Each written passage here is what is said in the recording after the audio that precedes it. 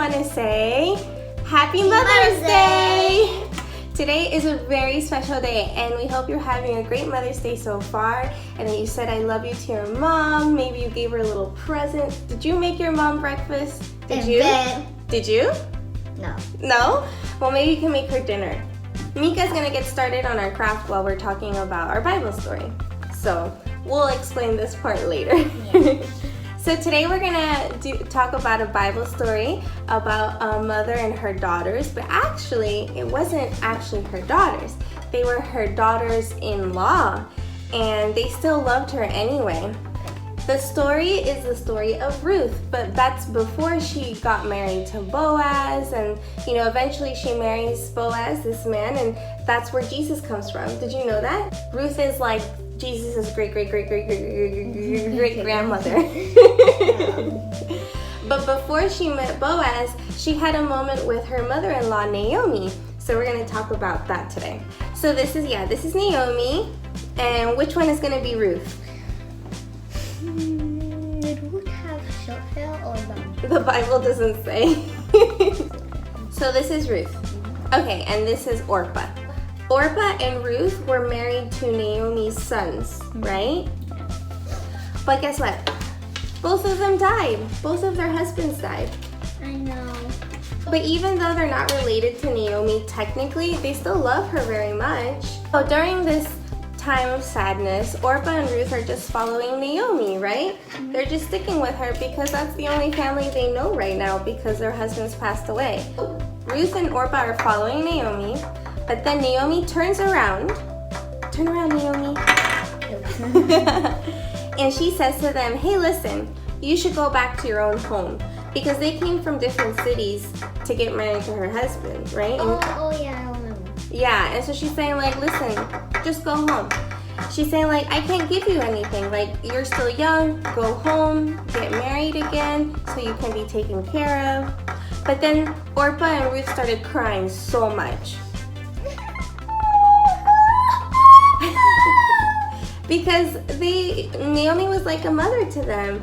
But then she explained again, Naomi, you need to go home, take care of yourself. So then Orpah decides, okay, I'm gonna go home. So Orpah gives a big hug to Naomi and a kiss. Okay. Okay. Bye-bye, Orpah. Bye, Orpah. Bye. Off-screen Orpah. This is where we're going to start in the Bible story. So this is Ruth 1, 15 through 17. Sorry, 14 through 17.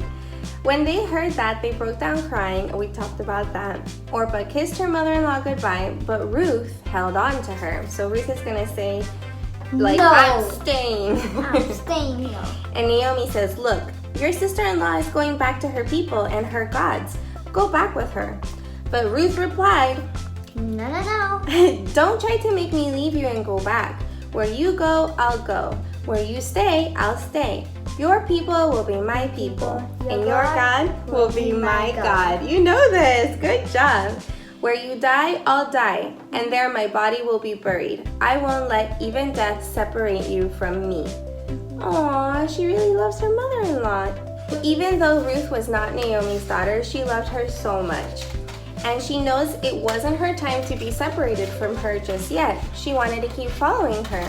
And it's a good thing she did, because remember Naomi told Orpah and Ruth, go back to your town and go back to your gods. Mm-hmm. So maybe they weren't Christian. Maybe they believed in something else. Oh yeah, they did. But Ruth was like, you know what, I'm going to stay and I'm going to be with your God.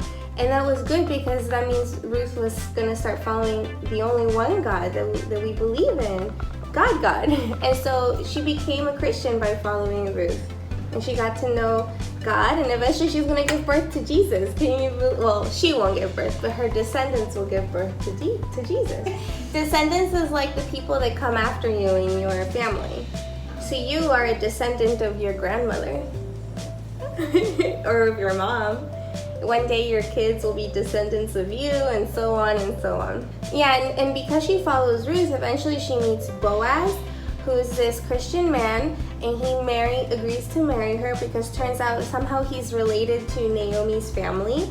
And back then it was the law that if someone in your family dies and leaves a widow, a wife without a husband, then it's their responsibility to marry her, to take care of her. And all of this happened because Ruth loves Naomi so much that she decided, I'm not going to leave you. So listen to this Bible verse. Children, obey your parents in the Lord, for this is right. Honor your father and mother, which is the first commandment with a promise, so that it may go well with you and that you may enjoy long life on earth. Ephesians 6, 1 through 3. Do you know the 10 commandments? No. No, I mean, like, you don't have to know all of them, but you've heard of the 10 commandments, right? Yeah, they've told me the 10, I think. It's hard to memorize them. That would be a good challenge to memorize them all. But one of the commandments is honor your father and mother. But did you know that the verse says this is the first commandment with a promise? Did you know that? No. That means that all the other commandments don't really have this promise, but this one does. It says, so that it may go well with you and that you may enjoy a long life on earth. So basically it's saying like, hey, if you want to have a happy life, obey your mom and dad. It's as easy as that. All you need to do is obey your mom and dad. All you need to do is obey your mom and dad, yes. Our moms do so much for us, right? Yeah. And sometimes we don't even realize it. What are some things that your mom does for you that sometimes you don't realize until later? Okay, we like that she cleans, that she cooks, but I don't know. What else? What else? What are some like things that she does quietly and maybe you don't notice it like days later? I have no idea. Well, like you said, cooking. Sometimes she might be preparing what she wants to cook like days in advance, right? Like she goes shopping for the food. Usually my dad's going shopping, not my mom. Yeah, but she probably gives them a list of things to get, right? Because she says, 5 days from now, I'm going to make spaghetti, so we need to buy this food. And you don't even realize that she's thinking that far in advance.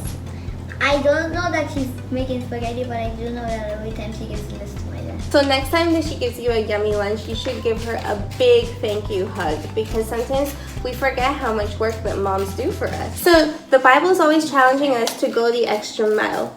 Do you know what that means? No. Okay, so there was a law in old times in the Bible that said that if a soldier asked you, hey, help me carry my things, then you were required to help him carry his things for at least a mile. And after the mile was done, you could just drop it and be like, peace, bye. But the Bible is saying, go the extra mile. Like, don't just go 1 mile, go 2. Why not, right? No, I want to go 7. Go 7 miles, exactly. Wait, does that mean we need to walk 7 miles? Well, that was the law back then. They don't literally mean walk another mile, but like do something extra. Like maybe as a child you're only obligated, that means like you have to do it, right? You're only obligated to say, thank you, Mom, but you can go the extra mile. You can help her cook, you can help her clean, you can help her put away the clothes. Maybe you can offer to do something you know how to do. Like, you know how to clean your room, right?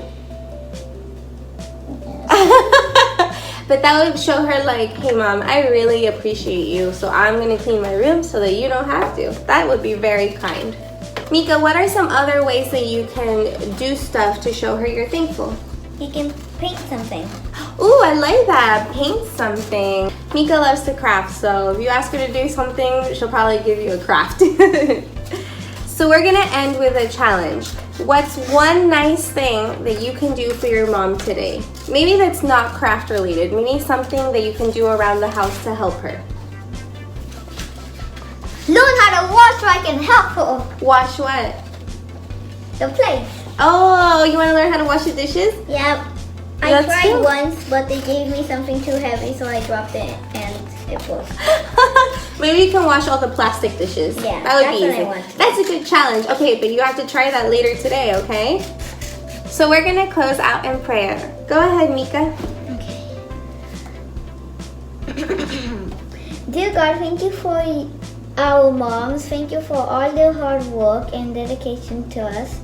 Help us show how much we love our moms. Help us to always honor and obey our moms. In Jesus' name, amen. Amen. Woo, we did it. Okay, so hang tight. We're gonna do our craft next and we'll explain why Mika was starting to cut out these little teardrop shapes. See you soon. They're not teardrops, they're petals. You don't know that yet. Oh my God. Welcome back, everyone. So today make a craft that you can give to your mom for Mother's Day. So we're gonna make a flower. You know, usually we give flowers to our moms on Mother's Day, but this flower will be special because it'll be our own flower. So basically we're just gonna need a lot of construction paper, lots of colors, scissors, tape. You can use glue, but we're gonna use tape because it's easier. You'll need a marker, maybe you need an adult to help you with a marker. So, just in case you don't wanna get anything dirty. Yeah. So we're cutting out a bunch of petals of different colors. It's just like a teardrop shape, so you can make a flower. You can make one color flower, or you can make a rainbow flower. These girls are gonna do rainbow. Obviously. You'll also need to cut out 3 yellow circles, or it can be any color. We just chose yellow because usually the middle of a flower is yellow. Yeah.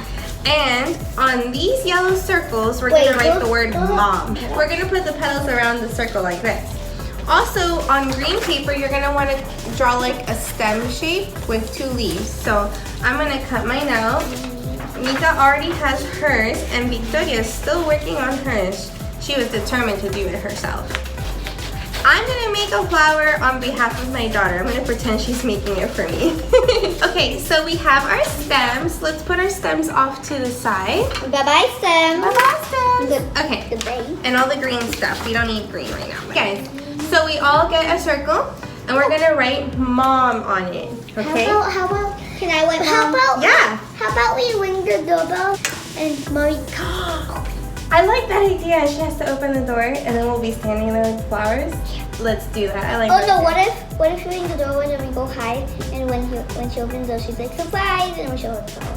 I like that idea too. We can do surprise. Yeah. Are you writing mom? Are you making bubble letters? Yeah. Oh, okay. Do you want to write the word mom too? I can get another marker. You think you can do it? M-O-M. M-O-M. Try it. M-O-M. M-O-M-O-M. Thankfully, mom is a very easy word to write. Victoria, start picking out what petals do you want? What pattern are you going to make? Are you making a rainbow? Yeah? I have a great idea. Yeah. How about when she opens the door, we get out of our hiding spot and say, surprise! Now we've planned out her flower, but before we stick it on, you have to write on each petal. Oh, that's so cute. I like that. Mika, show the camera. Ta-da. Let's see, how many petals do you have? You have 7. So you have to think of 7 things that you love about your mom. Mika, why don't you start planning out what your flower is going to look like? I always think. Okay, what's one of them? Let's put this to the side, and you can write on here. What's one thing that you're thankful about your mom? If you want, you can stick your petals on first. Whatever you're more comfortable with. Okay, no. Here. Yeah, you want to stick it on the back. What about I did it. You put the marker on the back so you don't see it on the front. I did it. Yes! Okay, put that petal here. We'll put it here because it's done. What's something else you like about your mom? I like to sleep in my bed. Okay. You like that she sleeps in your bed, or you like to sleep in her bed? Your bed? Okay. That's good. Victoria, that is such a good S. Wow. That was really even good. better than the position of this. For real. I always make it like, I always do a 3. No, you did good. Let's see, what is something else that Aurora likes? She likes it when I go outside with her. Cool. That's true, she likes toys. I'm gonna write when I take her outside. Oh yeah, she likes me with a tricycle. Wait, turn this way. Oops. So you have to be careful. You have black on your face. We'll clean it later with soap. A lot of soap. I like when my mom...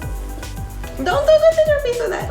I like about my mom that sometimes I fall off the scooter and she gives me a Band-Aid. Band-Aid on. Boo, boo. Okay, here, Victoria, write this. You can ignore that. I'm gonna write that Aurora loves it when I give her juice. She's obsessed with juice. Yes. I like when she teaches me how to do my homework. Okay. Oh, like she helps you with homework? First it says, I love watching TV together. I'm gonna help you with yours. She cooks yummy food every day. So you got our little special visitor here. Aurora made this for me, totally made this for me, right? No one helped you at all. climb. Ooh, look at, I just want to show yours up close because it's very pretty. It looks. Ese dice mamá. Ese flower es para mí. I love you, baby. Okay. Mama. I like it. Papa, when show flower. Aurora wants to give the flower to her dad instead of me. How dare you, Aurora? She is a daddy's girl. Here you go, Victoria. You can stick on the... Woo! We finished! Okay, let's do it one at a time. Ready? First, Mika, get close to the camera and show your flower. Pretty. Okay, now Victoria, show your flower. Here, I can help you get closer. Victoria. Oh my gosh, what a fashion show. Now Aurora's turn. Yay! She totally made it by herself. She totally did it herself. Okay. Well, that's it, guys. We made our Mother's Day flowers. Now you can go give it to your mom and tell her Happy Mother's Day. Mika and Victoria are going to surprise their mom with it in just a moment. So if you do this at home, as always, tag us. And as Camila said last time, like and subscribe. Bye, guys. Happy Mother's Day.